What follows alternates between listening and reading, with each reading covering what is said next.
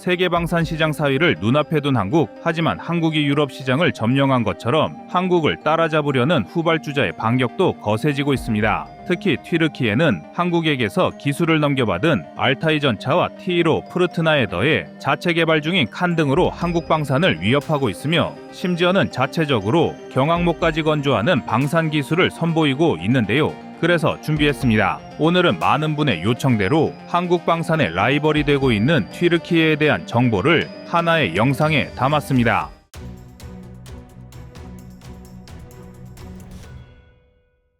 2022년 튀르키예가 국명을 터키에서 튀르키예로 변경한 후 공식적으로 기존의 터키 대신 튀르키예라는 명칭을 써주는 나라는 한국밖에 없습니다. 튀르키예는 한국전쟁 참전국이고 그래서 형제의 나라라고도 하며 돈독한 관계를 유지해왔고 이런 이유들로 대한민국이 튀르키예를 예우해준 것이라 볼 수 있습니다. 한국과 튀르키예의 우호적인 분위기는 방위산업 분야에서도 마찬가지였는데요. 한국은 튀르키예에 K9 자주포와 K2 전차, KT-1 기본 훈련기를 수출했고 튀르키예는 K9 기술을 바탕으로 T1호 프르트나 자주포를 라이선스 생산하기도 했습니다. 그런데 튀르키예는 프르트나를 자신들의 독자적인 기술로 개발했다고 선전하며 수출을 시도하기도 했습니다. 하지만 프르트나가 튀르키예의 독자 개발 자주포라는 것은 말도 안 되는 거짓인데요. 설계부터 한국에서 적극적으로 참여했으며 프르트나는 K9의 차체와 55mm CN98 강선포 등의 주요 부품 기술을 이전받은 일종의 파생형이기 때문입니다. 이런 대목에서부터 벌써 튀르키예의 방산 수출에 대한 야심을 엿볼 수 있는데요. 튀르키예 방산업계는 최근 몇 년 동안 급격한 성장을 이루며 국제무기 시장에서 주목받고 있습니다. 튀르키예의 방산 수출은 주로 아프리카, 중동,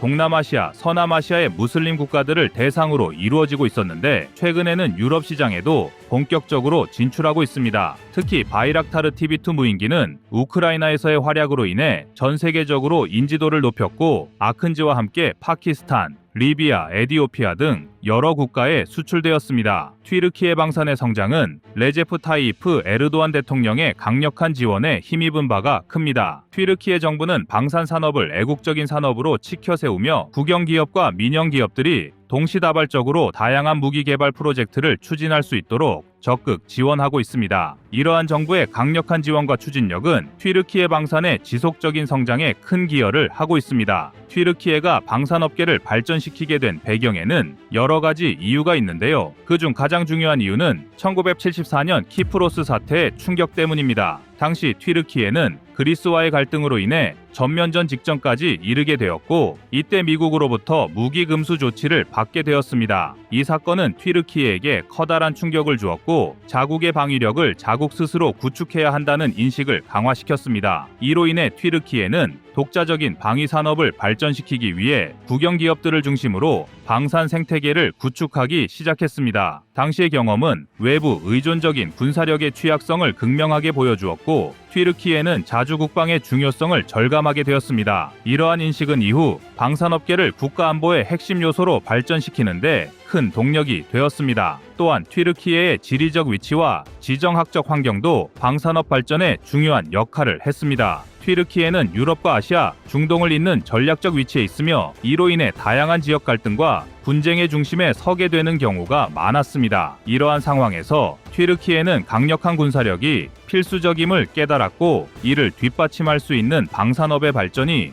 불가피한 선택이 되었습니다. 튀르키예의 주요 무기 수출 품목은 꽤 다양한 편인데요. 무인기, 전술차량, 차륜형 장갑차, 소총, 기관총, 포탄, 미사일 등으로 각각의 무기체계는 나름대로 성과를 거두고 있는 중입니다. 그 중에서도 가장 유명한 것은 바이락타르 TB2 무인기입니다. 바이락타르 TB2는 튀르키예의 방산업체인 바이카르가 개발한 중고도 장시간 채공 무인 항공기로 정밀 타격 능력과 뛰어난 감시 능력으로 주목받고 있으며 시리아, 리비아, 나고르노 카라바흐 분쟁 등에서의 성공적인 운영을 통해 국제적인 명성을 얻었습니다. 또한 TB2는 우크라이나, 카타르, 아제르바이잔 등 여러 국가에 수출되었으며 그 가성비와 실전에서 입증된 성능 덕분에 유럽을 포함한 전 세계 여러 나라들이 관심을 보이고 있습니다. 튀르키예 전술 차량 역시 많은 국가에서 주목을 받고 있는 중입니다. 대표적인 전술 차량으로는 오토카르사의 아르마가 있는데요. 아르마는 6x6 및 8x8 구성으로 제공되며 바레인, UAE, 에스토니아 등에 수출되었습니다. 튀르키예는 차륜형 장갑차 분야에서도 두각을 나타내고 있습니다. FNSS가 개발한 파르스 시리즈는 4x4, 6x6, 8x8 등 다양하게 구성되어 있으며 병력 수송, 정찰, 다목적 임무 등을 수행할 수 있도록 설계되었습니다. 파르스 시리즈는 리비아, 오만, 말레이시아 등에 수출되어 전장에서 활용되고 있습니다. 튀르키예는 개인화기 분야에서도 상당한 성과를 거두고 있습니다. MKE는 다양한 종류의 소총과 기관총을 생산하고 있으며 이들 무기는 높은 내구성과 신뢰성으로 인해 많은 국가에서 채택되고 있습니다. 이러한 소화기들은 주로 군사 및 경찰용으로 사용되며 튀르키예의 주요 수출품 중 하나로 자리 잡고 있습니다. 포탄과 미사일 역시 튀르키예 방산업계의 또 다른 주요 수출 품목입니다. 특히 로켓사는 정밀 타격을 위한 다양한 로켓 및 미사일 시스템을 개발하여 여러 국가에 수출하고 있으며 대표적인 예로는 유도 미사일 시스템인 시리트와 대전차 미사일 UMTAS가 있습니다. 그리고 튀르키예는 무기 수출을 위한 편법도 마다하지 않고 있습니다.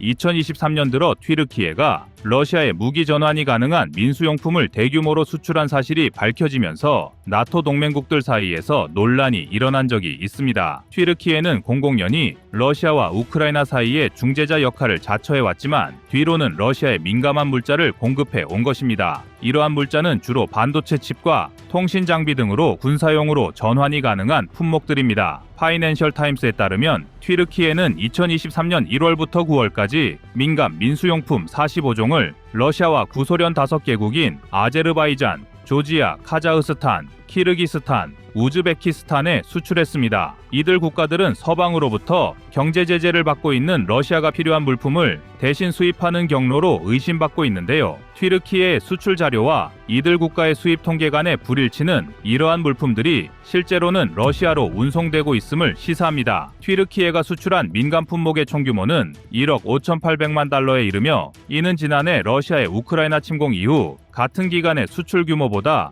3배 이상 증가한 수치입니다. 이로 인해 튀르키예는 러시아와 그 주변 국가들에 대한 민간 물품의 주요 공급국으로 부상했습니다. 게다가 튀르키예의 무기 수출을 막던 족쇄도 하나 풀렸습니다. 지난 1월 캐나다 정부는 튀르키예에 대한 무기 수출 금지를 3년 만에 해제했습니다. 캐나다의 이 결정은 튀르키예가 스웨덴의 나토 가입을 비준한 후에 이루어졌으며 이에 따라 캐나다는 튀르키예에 대한 무기 수출을 재개하게 되었습니다. 2021년 4월 캐나다는 튀르키예에 수출된 드론 기술이 아르메니아와의 분쟁 지역인 나고르노 카라바흐에서 아제르바이잔 측에 의해 사용된 것을 이유로 무기 수출을 금지한 바 있습니다. 이번 무기 수출 해제는 튀르키예가 스웨덴의 나토 가입 비준 절차를 완료한 직후에 이루어졌으며 캐나다는 앞으로 무기 수출 허가를 개별 사례에 따라 검토할 예정입니다. 특히 캐나다는 자국 무기가 나토 비회원국으로 재수출되거나 이전되지 않을 것이라는 점을 보증하는 튀르키예 정부의 확인을 요구할 방침입니다. 이러한 정책 변경은 튀르키예의 외교적 성과와 밀접하게 연관되어 있으며 무기 추가 도입 및 나토 확장을 위한 전략적 움직임의 일환으로 해석될 수 있습니다. 또한 이번 조치로 캐나다와 튀르키예 간의 방산 협력은 다시 활성화될 것으로 보이며 이는 튀르키예의 무기 수출을 더욱 활성화할 동력 중 하나가 될 것으로 예상됩니다. 차근차근 성장해오던 대한민국 방산은 최근 몇 년 동안 세계 무기 시장에서 급격하게 부상했는데요. 한국 방산업계가 현재 성장세를 지속하기 위해서는 튀르키예와 같은 경쟁국들의 전략을 면밀히 분석하고 이에 대응할 수 있는 방안을 모색해야 합니다. 기술력의 지속적인 향상, 혁신적인 제품 개발, 글로벌 마케팅 전략 강화 등 다양한 측면에서 전략적 접근이 필요합니다. 또한 국제 협력과 동맹 강화를 통해 안정적인 수출 시장을 확보하는 것도 중요한 과제가 될 것입니다.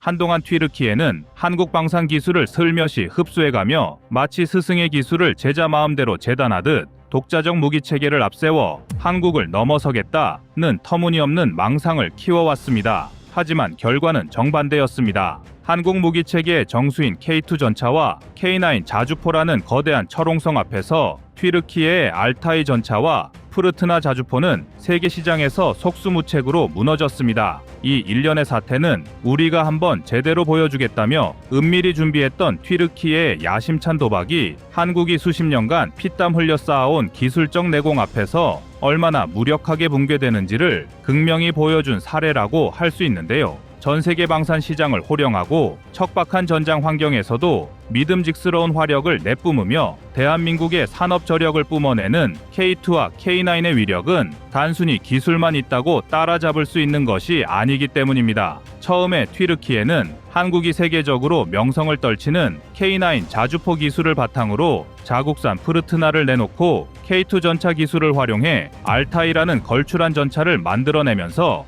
마치 이제 우리도 세계 전차 시장의 강자로 떠오를 때가 왔다는 듯 호언장담했습니다. 그들의 목표는 분명했습니다. 한국이 수십 년 축적해온 기술 노하우를 슬쩍 베껴 한국보다 싸고 빠르게 더 많은 국가에 팔아치워 방산 시장의 새로운 지배자가 되겠다는 것이었습니다. 그러나 튀르키예는 결정적인 착각을 했습니다. 한국이 K2와 K9을 만들기 위해 걸어온 길은 단순한 기술 문서, 도면만으로 대체할 수 없는 수십 년간의 실전적 경험과 산업 생태계 전반에 걸친 내공의 집약체였습니다. 정밀 금속 가공, 고강도 합금 소재, 발사 메커니즘, 사격 통제 소프트웨어, 폭넓은 유지보수 인프라, 그리고 전 세계 다양한 지형과 기후에 대응하는 맞춤형 업그레이드 기술까지 이 모든 것을 단기간에 복사 붙여넣기 하려던 튀르키예의 시도는 비참한 실패로 끝나고 말았습니다. 자, 이제 똑똑히 보시기 바랍니다. 각국 전문지나 내부 보고서에서 비공개로 다루는 민감한 데이터들이 튀르키예 무기체계의 민낯을 보여주고 있습니다. 그저 비슷해 보인다는 거칠애 말고 지금 제가 말씀드리는 수치를 튀르키예 방산업자들이 확인하는 순간 그 차이가 얼마나 잔혹한지 실감하게 될 것입니다.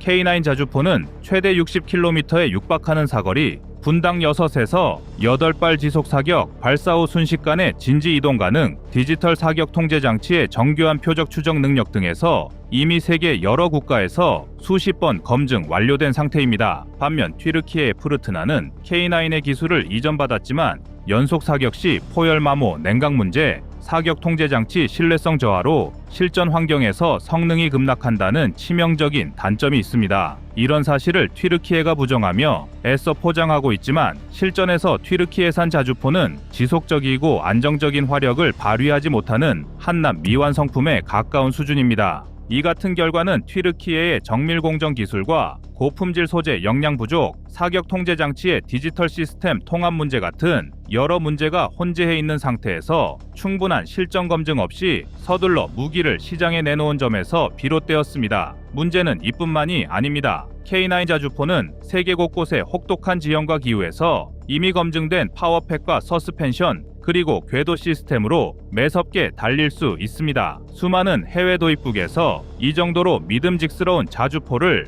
또 어디서 찾나? 라는 찬사를 보내고 있습니다. 철원의 혹한에서도 끄떡없이 견디는 성능을 바탕으로 추운 나라 중 두 번째라고 하면 서러운 나라인 노르웨이에 수출됐고, 대구의 찜통더위에서도 이상 없이 작동하여 사우디 같은 중동 여러 나라에서도 맹활약하여 전 세계 여러 곳에 판매되고 있습니다. 하지만 푸르트나는 국내 테스트 수준에서야 문제없겠지만 장기 운용이나 극한 환경 테스트에서 냉각장치 이상, 서스펜션 내구성, 저하, 부품 수급 문제로 비틀거리기 일쑤입니다. 딱딱한 종이 위스펙에 불과할 뿐 실제 전장에 내놓으면 구멍, 투성이가 되는 셈입니다. 알타이 전차 역시 한국 K2 전차의 도전장을 내밀었지만 결과적으로 신뢰성 있는 파워팩 확보 실패와 검증되지 않은 장갑과 전자장비 통합 난항으로 제대로 된 실전 검증조차 어려운 상태입니다. K2가 다양한 시험과 실사격 테스트를 통해 웬만한 극한 상황에도 끄떡없는 진짜 배기 전차로 거듭났다면 알타이는 아직까지 글로벌 시장에서 써먹을 수 있을까 하는 물음표만 남기고 있습니다.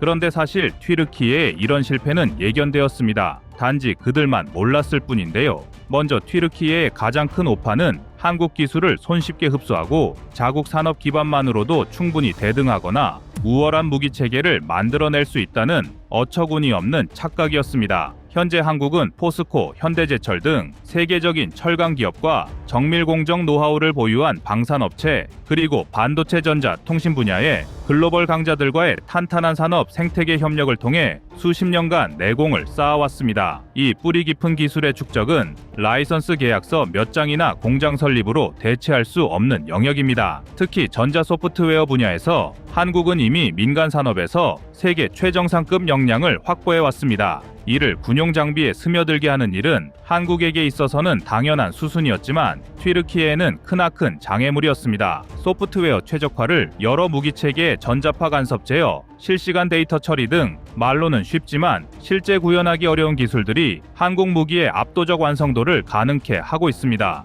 그럼 한국의 기술을 받아들여 자신만만했던 튀르키예의 폭망한 무기 체계들의 현재 주소는 어떠할까요? 이래저래 답도 없는 튀르키예산 파워팩 결함입니다. 튀르키예 파워팩은 국산화 시도에서 연쇄 결함 보고가 있는 상태에 더불어 변속기나 엔진 성능이 상당히 불안정한 상태로 자국의 보도에도 여러 번 나온 상태라 사실상 실전 투입 시점은 무기한 연기됐습니다. 또 소재 공학의 정점이라 할 수 있는 장갑 신뢰성 의문입니다. 튀르키예는 종이 위 스펙만 요란할 뿐 실제 탄도 테스트 데이터가 불충분한 상태인데요. 일부 내부 보고서에 따르면 장갑 균질성 확보에 실패해 강철 장벽이 아니라 종이 장벽 아니냐는 말까지 나올 지경입니다. 뿐만 아니라 사격 통제 소프트웨어가 불안정하여 표적 추적, 열 영상, 레이저 측정 간 데이터 싱크 문제로 전장 대응력이 형편없는 수준입니다. 한마디로 알타이는 언젠가 잘 될지도 몰라 정도의 막연한 희망사항에 불과한 상태입니다. 그럼 프르트나 자주포는 어떨까요? 먼저 자주포의 종속 이유인 지속 사격 능력 한계가 대두됩니다. 장기 연사 시 포열 마모가 극심하고 이는 곧 냉각 문제로 이어집니다. 당연히 이 때문에 발사 정밀도 하락과 장거리 사격전에서 내구성이 아니라 불안정성을 선물하는 쓰레기로 전락하고 있는 상황입니다. 만약 국민의 생명을 이 자주포에 맡기라면 도대체 누가 이걸 믿고 사겠습니까? 디지털 사격 통제 개통 불안과 부품 수급 불안정은 덤이기도 한데요. 그럼 왜 튀르키예 무기는 한국의 기술력을 받아들이고도 K2, K9을 이길 수 없는 것일까요? 정답은 간단합니다. 바로 오랜 노하우에서 나온 진짜 배기는 흉내로 만들 수 없는 법이기 때문입니다. 세계 방산 시장에서 한국산 무기 체계는 이미 가성비, 신뢰성, 지속적 유지 보수, 글로벌 호환성이라는 총체적 강점을 바탕으로 막강한 브랜드를 구축하고 있습니다. 폴란드, 노르웨이, 호주 등 쟁쟁한 국가들이 K2, K9을 앞다투어 도입하고 있으며 이 무기들이 혹독한 환경에서도 끄떡없는 것을 몸소 확인한 뒤 이 정도면 우리 병력을 안전하게 맡길 수 있겠다는 안도감을 내보이고 있습니다. 반면 튀르키예가 알타이나 프르트나를 세상에 내놓으며 한국보다 싸게, 한국보다 빠르게, 한국보다 많이를 외치고만 있습니다. 가격을 낮추면 품질 유지가 어렵고 정치적 연줄에 기대어 시장을 넓히려 해도 그건 일시적 편법일 뿐입니다. 반면 한국 무기는 이미 전 세계 각지의 전장 환경에서 단단히 검증받은 정통파 강자로 자리매김했습니다. 이미 넓은 해외 시장에 뿌리내린 한국 무기 체계는 나라별 기후나 지형, 전술 운용 개념에 맞추어 맞춤형 개량 패키지를 선보이고 있으며 이는 튀르키예가 흉내내기엔 기술적 인프라적 한계가 너무나 큽니다. 이게 바로 한국 무기의 진가다 라고 할 만한 대목입니다. 실제 성능과 신뢰성 그리고 세계가 공인하는 진검승부의 결과물이 곧 한국 무기 체계 그 자체인 것입니다.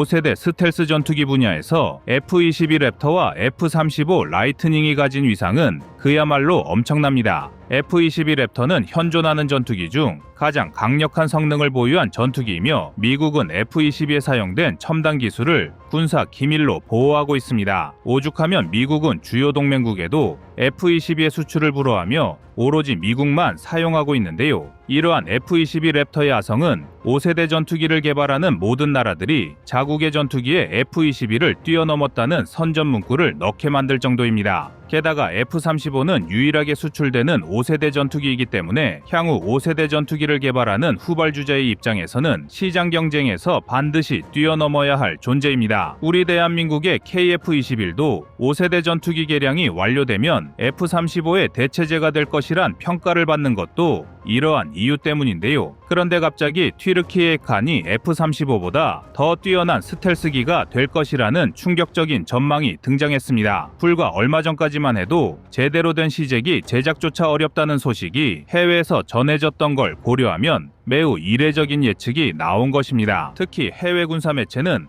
칸의 저피탐 능력을 매우 높게 바라보고 있습니다. 통상적으로 스텔스 전투기는 레이더 반사 면적을 줄이기 위해 두 가지 측면에서 많은 노력을 기울입니다. 하나는 적의 레이더 전파를 다른 방향으로 흘려보내기 위한 전투기 외형 설계이며, 나머지 하나는 적의 레이더 전파를 직접적으로 흡수하는 레이더 흡수 도료인데요. 해외군 전문가들은 칸에 적용될 레이더 흡수 재료가 F-35보다 최대 10배 더 효과적일 것이라는 과장된 예측을 내놓았습니다. 만약 실제로 이 정도의 스텔스 성능을 구현할 수 있는 레이더 흡수 도료라면 F-35가 아니라 F-22 랩터조차도 명암을 내밀 수 없는 수준입니다. 그러나 이러한 성능 예측을 그대로 믿는 사람은 그다지 찾아보기 어려울 것입니다. 왜냐하면 튀르키예가 주장하는 칸의 레이더 흡수 도료는 시험 비행에서조차 제대로 된 검증이 이루어지지 않았기 때문입니다. 레이더 흡수 도료는 스텔스 전투기의 레이더 반사 면적을 최소화하기 위한 핵심 기술이지만 유지 보수 측면에서 매우 어려운 기술적 난이도를 가지고 있습니다. 예를 들어 레이더 흡수 도료는 열과 추위 등의 온도 변화와 습도에 매우 취약하기 때문에 외부 환경만으로도 성능 저하나 손상이 발생할 수 있어 별도의 특수 경납고의 전투기를 보관해야 하며, 초음속 비행 과정에서 발생하는 공기 저항과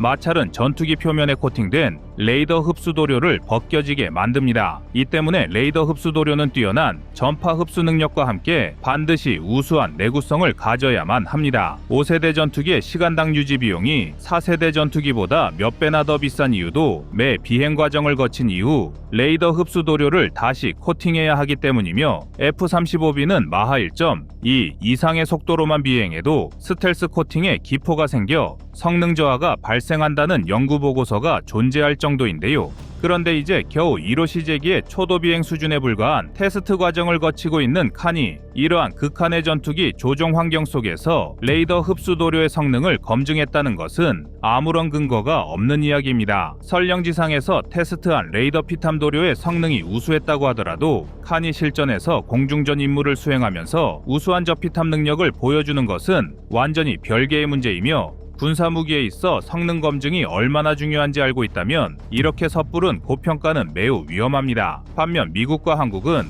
각각 스텔스 기술을 더욱 끌어올리기 위해 많은 연구를 거듭하고 있습니다. 미국의 록히드 마틴은 탄소 나노튜브를 활용한 레이더 흡수 도료를 개발함으로써 F-35의 스텔스 성능을 지금보다 한 단계 더 높일 예정인데요. 탄소 나노튜브를 기반으로 제작된 레이더 흡수 도료는 광범위한 대역의 레이더 전파를 흡수할 수 있으며, 이중 레이더 구조를 활용하여 레이더 전파의 반사를 더욱 효율적으로 감소할 수 있습니다. 미국과 록히드 마틴은 이처럼 새로운 레이더 흡수 도료를 개발하여 앞으로 F-35의 스텔스 능력을 계속해서 향상시킬 전망입니다. 또 한국은 스텔스 패널의 개발을 통해 새로운 스텔스 기술을 축적하고 있습니다. 한국이 이미 2021년에 KF-21의 스텔스 성능 향상을 위한 레이더 흡수 도료를 우리 대한민국의 자체 기술로 개발하여 단연간의 시험 비행에서 시제기를 통해 그 성능을 입증했으며, 이미 KF-21은 스텔스 전투기 바로 아래 단계의 RO 등급을 획득했을 정도로 전 세계의 인정을 받고 있습니다. 여기에 더해 한국은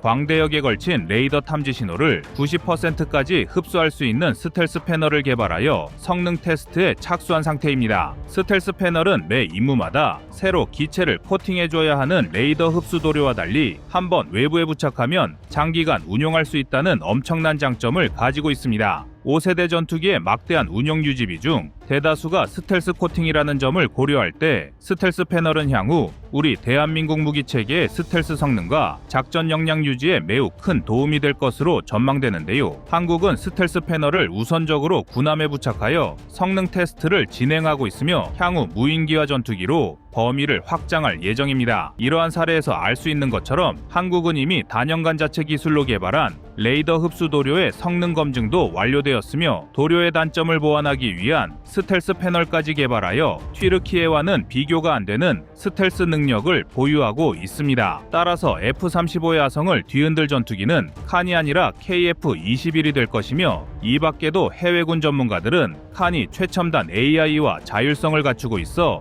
윙맨 드론과 협력하는 것을 비롯한 유무인 복합 체계 분야에서 다른 5세대 전투기를 위협할 수 있다는 분석을 제기했습니다. 그러나 이 역시 제대로 된 검증은 단 하나도 진행되지 않았으며 튀르키예는 아직 칸과 함께 임무를 수행할 무인 전투기를 상용화하지 못했습니다. 물론 미래에는 칸도 무인기와 편대를 이루게 될 수 있으며 이러한 흐름은 자연스러운 전장의 변화일 것입니다. 그러나 제대로 된 체계 개발 계획과 기술 검증 없이 막연하게 유무인 복합 체계가 잘 나올 것이라는 전망은 그다지 많은 사람들의 공감을 자아내기 어려울 것인데요. 반면 한국은 KF-21을 기반으로 다목적 무인기와 무인 전투기 편대를 구성하는 NACS 계획을 3단계로 나누어 진행할 계획입니다. 물론 우리 대한민국도 아직 완벽하게 무인 전력을 확보하고 실전 배치를 완료한 것은 아니지만 단계적으로 무인기 전력을 확보하고 임무를 계획하고 있기 때문에 튀르키예 칸보다 훨씬 더 구체적이고 실현 가능성이 높은 상황입니다. 게다가 한국은 유무인 복합 체계를 위한 다목적 무인기의 시험 비행을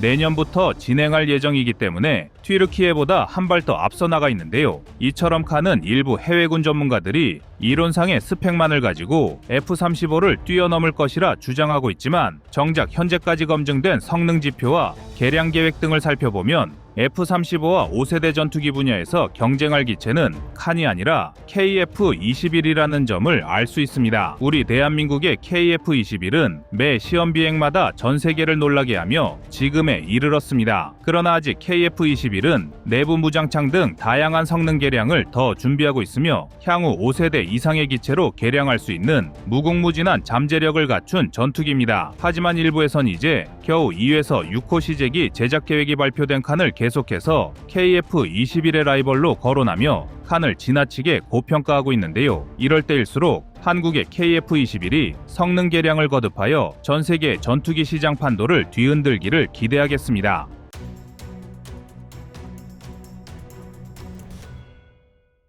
원래 사우디아라비아는 미국산 5세대 전투기인 F-35를 구매하고 싶다고 공식 표명을 한 건 어제 오늘 일이 아닙니다. 그런데 문제는 미국이 사우디의 요구에 선뜻 응해주지 않고 있다는 점인데요. 이스라엘과의 미묘한 균형 관계로 인해 중동 정세를 따질 수밖에 없는데요. 이 때문에 중동 지역의 복합적 이슈가 어우러지면서 승인 절차가 지지부진해지게 됐습니다. 그러자 사우디는 새로운 카드를 꺼냈습니다. 바로 튀르키예에 TF-칸을 100대 도입하겠다며 세간의 화제를 튀르키예로 돌린 것입니다. 겉으로만 보면 아랍권 이슬람권의 연대 같은 스토리가 먹혀들 수 있는 것처럼 보입니다. 사우디와 튀르키예가 방산 분야에서 밀착 협력 중인 건 사실이니 말입니다. 이미 사우디는 튀르키예제 무인 드론 바이락타르의 계약을 체결해 놓기도 했습니다. 만약 TF-칸 100대 구매설까지 실제로 이어진다면 튀르키예 입장에선 천문학적인 투자금을 끌어올 기회입니다. 시제기 개발비를 충당하고 대량 생산 체제를 확보하면 그 가격이 내려가 해외 시장에도 어필하기 쉬워질 가능성이 매우 커집니다. 하지만 현실은 만만치 않습니다. TF-칸이 2024년 2월 첫 비행에 성공했다고는 해도 추가 시제기 제작 소식이 뜸하다는 점이 눈에 띕니다. 제대로 된 스텔스 성능과 미사일 운영 능력을 어느 정도 시점에 달성할지도 미지수이기 때문입니다. 반면 같은 시기 개발된 한국의 KF-21 보람에는 이미 성능을 꽤나 신뢰성 있게 보여주고 있는 상황인데요. 바로 여기서 사우디가 굳이 튀르키예 쪽만을 선택할까라는 회의론이 일어나는 이유입니다. 게다가 칸은 4.75세대, 또 KF-21도 4.75세대라는 말은 그냥 분류상의 편의일 뿐입니다. 차세대 전투기의 핵심은 스텔스인데요. 여기에는 탐지 은닉 능력과 항전 능력, 그리고 레이더 데이터 링크라는 게 정설입니다. 하지만 이 분야에서 한국은 독자 연구를 통해 상당 부분 실무를 입증한 상태입니다. 특히 KF-21은 지상 해상 공중 표적을 멀티 트래킹하는 레이더 시연을 어느 정도 끝냈다고 알려져 있습니다. 반면 칸 쪽 정보는 대부분 튀르키예 정부가 언론에 흘리는 제한된 자료 정도입니다. 시제기한 대로 모든 걸 검증하긴 어렵고 KF-21에 들어가는 엔진보다 구식 버전인 F110을 쓰면서 진정한 의미의 5세대라고 부르긴 애매하다는 평이 많습니다. 사우디가 정말 100대를 사겠다고 마음먹었다면 그 이전에 최소한 시제기 여러 대를 투입해 중장기 시험평가를 진행해야 할 텐데 그런 움직임은 없다는 게 의아하다는 것입니다. 아무리 돈 많은 나라라고는 하지만 최소 수십조의 돈이 들어가는 사업인데 이렇게 막무가내로 사업을 벌이지는 않는다는 뜻입니다. 그러니까 사우디를 앞세워 다른 숨겨둔 꼼수가 있다는 뜻입니다. 핵심은 사우디가 미국에 보내는 압박 메시지와 사우디가 실제로 어떤 기체가 유리할지 계산하는 실리 사이의 줄타기일 것입니다. 사우디 입장에선 F-35를 구매하는 게 여러모로 편하겠지만 만약 미국이 계속 눈치를 주고 승인을 안 해준다면 그땐 어쩔 수 없이 대안을 찾아야 하는데요. 그런데 여기에는 선택지가 크게 두 군데가 있습니다. 먼저 튀르키예의 TF칸도 있고 한국의 KF-21도 존재하게 됩니다. 여기서 흥미로운 점은 아랍에미리트 역시 F-35 구매 계약을 중단한 후 KF-21 개발 참여 가능성을 검토하고 있다는 소문이 돌았다는 겁니다. UAE와 사우디아라비아는 깊은 군사동맹까지는 아니지만 중동 패권 구도에서 서로의 행보를 예의주시하는 사이입니다. 이 때문에 UAE가 KF-21에 관심을 보인다면 사우디가 가만히 있겠느냐는 추측이 당연히 나오는 이유이기도 한데요. 더구나 한국과의 방산협력은 이미 자주포, 전차, 훈련기 등 다양한 품목에서 꽤 괜찮다는 호평도 듣고 있는 상황이기 때문에 KF-21이 선택될 수 있다는 기대감도 상당히 높습니다. 그리고 누구보다 사우디가 중요시하는 건 기술 이전입니다. 우리가 100대를 사줄 테니 첨단 기술을 넘겨달라. 그리고 국내 생산 라인을 어느 정도 열어달라. 이런 구도를 만들면 사우디 자국 방위 산업을 한껏 끌어올릴 수 있습니다. 튀르키예도 이 점을 파악하고 있습니다. 그렇다면 이제 중요한 것은 정말 사우디가 정말 TF-칸 100대를 덜컥 계약할까? 라는 의문일 것입니다. 정말 이 부분에는 섣불리 단정하기 어렵습니다. 왜냐하면 이건 단순히 돈의 문제가 아니기 때문입니다. 전투기 하나가 국가 안보와 직결되는 만큼 그 성능과 신뢰도를 객관적으로 검증해야 합니다. 개발 일정부터 무장 호환성 그리고 후속 군수 지원까지 꼼꼼히 따져봐야 하기 때문입니다. 사실 튀르키예 TF-칸은 아직 그런 데이터를 제공하기엔 이른 단계입니다. 즉 사우디가 실제 구매 단계까지 진행되면 앞서 이야기한 미국이나 다른 국가를 압박하기 위한 외교 카드인지 아니면 진심으로 TF-칸의 매력을 느낀 것인지를 구분해야 할 필요가 있습니다. 더 쉽게 말해 사우디의 뻥카가 어느 것인지 지금 현재로서는 정확히 알 수 없다는 겁니다. 하지만 다행히 KF-21보람에는 이미 수많은 시험 비행으로 성능 검증을 착실히 진행 중이고 블록원 양산 체계를 곧 준비한다는 소식도 들리고 있습니다. 또한 조립 라인도 상당 부분 자동화 시스템을 구축한 상태입니다. 이런 장점들로 사우디로서는 한국이 자신들에게 유연하게 대처할 수 있다는 외교적 레버리지를 챙겨두려는 것 같습니다. 바로 그 레버리지가 미국을 향한 무언의 신호가 되기도 하고요. 결론적으로 사우디는 TF-칸 100대 모든 걸 걸었다라고 받아들이긴 아직 이르다는 뜻입니다. 사실 방산 시장에서 시그널을 흘리는 건 흔한 일이며 뒷단에선 상상도 못할 합종 연횡이 이루어지기도 합니다. 그러나 우리에게 중요한 건 이런 복잡한 지형 속에서도 KF-21의 잠재력이 재조명되고 있다는 사실입니다. 실제로 프랑스 군사 전문지에서도 KF-21이 라팔의 가장 강력한 경쟁자로 떠오를 것이라고 전망한 바 있습니다. 라팔은 이미 여러 국가에 수출된 베테랑 전투기지만 KF-21은 아직 신예이면서도 고성능을 지향한다는 점이 매력이라고 거론하고 있습니다. 물론 엔진이나 스텔스 성능, 완벽한 무장 통합 등 풀어야 할 과제도 있다고는 하지만 최소한 TF-칸과는 달리 개발이 진짜 진행 중이라며 자신들의 항공산업이 수년 이내 위기를 맞이할 것이라고 대비해야 한다고 보도합니다. 이번 포브스 기사는 어디까지나 추정일 뿐인 기사입니다. 하지만 사우디가 그 많은 돈을 어디에 어떻게 쓸 것인가는 사우디 왕실의 정치적 판단이 달린 문제일 것입니다. 사우디는 다른 국가들과 다르게 무기를 도입할 때 전투기 도입뿐만 아니라 파트너국에 대한 투자 무역, 외교적 우호 관계를 패키지로 묶어서 결정되기도 하는 경우도 종종 있습니다. 우리 역시 인도네시아가 KF-21 분담금을 안 내서 애를 먹었던 기억이 있듯이 중동권 큰손들은 우리가 예상 못하는 돌발 변수를 일으킬 수 있습니다.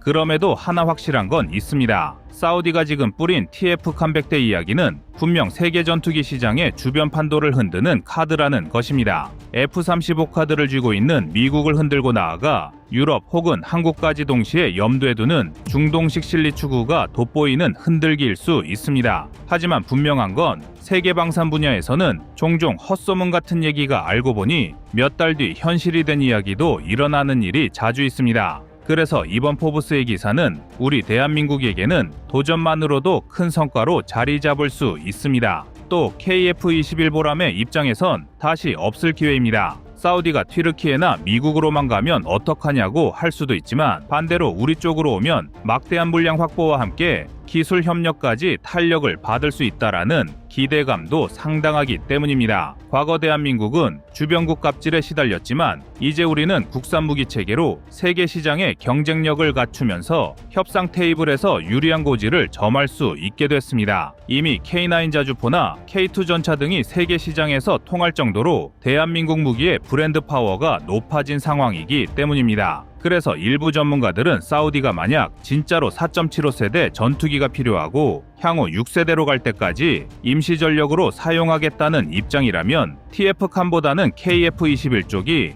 훨씬 안정적이지 않겠느냐고 말하는 전문가도 있습니다. 결국 사우디가 노리는 건 2030년대 중반까지의 안보 공백을 효율적으로 메우고 2040년대쯤 6세대 전투기로 갈아탈 브리지 전투기를 어떻게 조달하느냐의 문제라는 것인데요.